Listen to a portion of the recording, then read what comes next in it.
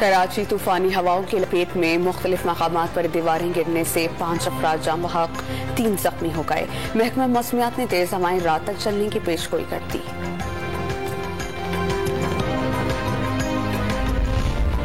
आज रात से पीर की सुबह तक मरी में शदीद बर्फबारी की पेशगोई। मरी में 8000 से जायद गाड़ियों के दाखिले पर पाबंदी। लाहौर के इलाके अनारकली बाजार में धमाके में पेशरफ, 2 मुबैना सहूलतकार हिरासत में ले लिए गए। इलाके की जियो फेंसिंग मुकम्मल। सिंध की सरकारी गंदुम को चूहे खा गए। आज अवाम आसिफ अली जरदारी से हिसाब लेंगे।